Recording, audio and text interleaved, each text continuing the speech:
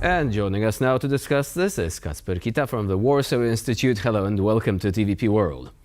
Hello, thanks for having me.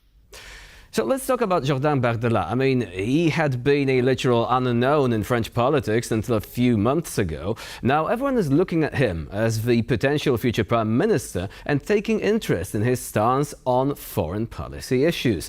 According to an article in Le Monde, these statements that he made are fairly contradictory. I mean, he said, "I'm not abandoning Ukraine, but also no French troops on the ground, and also no long-range missiles." So where do you think is the Assemblée Nationale headed when it comes to foreign policy, especially in the context of the war in Ukraine? Yes, certainly Bardella has been trying to present himself as, at the same time, not pro-Russian, because obviously, historically, Marine Le Pen's party and her family have been perceived, and rightly so, as pro-Russian. But since the Putin's full-scale invasion, they have been trying to backpedal more and more, and Bardella has been one especially prone to present himself as the one more pro-Ukrainian. And on one hand, he says that as prime minister, he would continue military and diplomatic and humanitarian aid for Ukraine, but at the same time, he declares that he does not want to escalate. He does not want to go as far as President Macron would be willing to go with sending troops on the ground, as you've said, with using French missiles to attack territory, to attack goals on Russian territory. And more generally, Marine Le Pen has been declaring that she's fully for Ukraine, but and she wants Ukraine to be in as good a negotiating position as possible. But at the same time, she has been declaring that Ukraine cannot win over all of its territory by military means, and at the end of the day, the war needs to end with negotiations. So basically, yes, a Bardella-Le Pen government would be more willing to have to steer the course of the war towards negotiations, and less to help to increasing the level and intensity of helping Ukraine. And now, seeing this situation and potentially now the far right winning these elections, how do you think that this might influence the CEE region? Well, we will see. But on one hand, Bardella and Le Pen, they have been declaring, for example, that they accept and support France's military presence on the eastern flank of NATO, including Estonia and Romania. And Bardella even mentioned Moldova as something, the engagement by Macron military helping Moldova as something positive. But at the same time, well, I think that basically such a government would be focused on its internal politics, and also they would be much more obviously conflicted with the EU and with Germany. Marine Le Pen for many years has been quite anti-German. She has been very critical of French-German relations.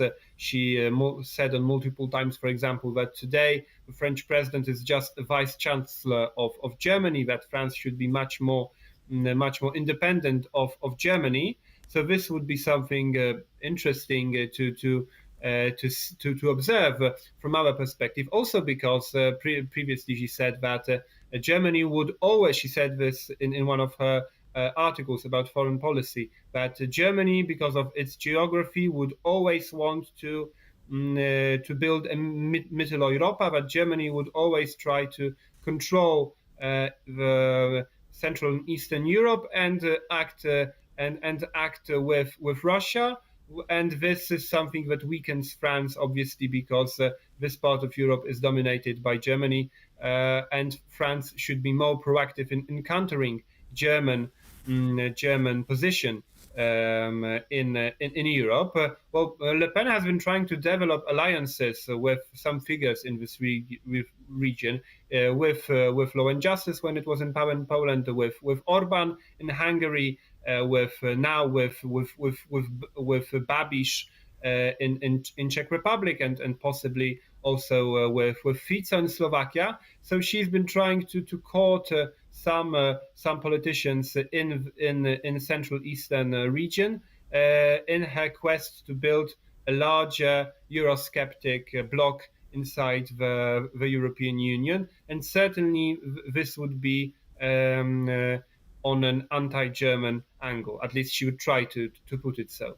So do you think it is likely to result in a sort of parallel diplomacy? Because on the one hand, we have the French president, who's theoretically at least charged with, among others, the questions of foreign policy. And Macron said that he would be serving his term until 2027. So such a forum of cooperation, for example, like the Weimar Triangle, it might still be relevant, with Poland and Germany cooperating with France. But on the other hand, you're suggesting that Marine Le Pen could be trying to create alliances with Viktor Orban, with Robert Fico. So going straight against these sort of foreign policy priorities, how do you think is it going to function? And is foreign policy likely to become the battleground, if you will, between the president and the government in France?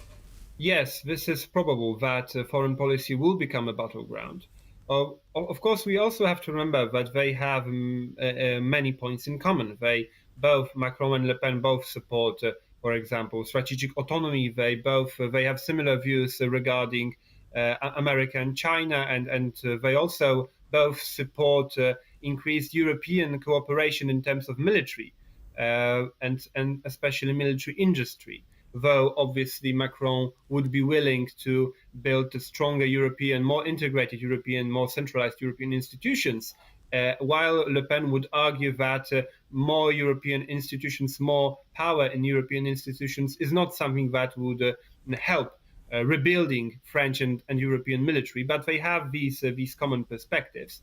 But when it comes to when it comes to foreign policy, you have to have an agreement between the president and the prime minister. For example, to name any ambassadors, you have to have the signatures of both of them. When it comes to European Council, historically, the president and the prime minister during the times of cohabitation, of cohabitation, they have been representing France simultaneously together at the European Council. But even if Macron would stay on as one representing France at the European Council, on the lower level, on EU Council, we would have ministers from a Le Pen government who would obviously have divergent views on issues like agriculture, like further integration, and for example also climate policy, migration policy, where they have divergent views. So yes, foreign policy may become a battleground between the president and Le Pen, but we will see whether they would want to have a conflict,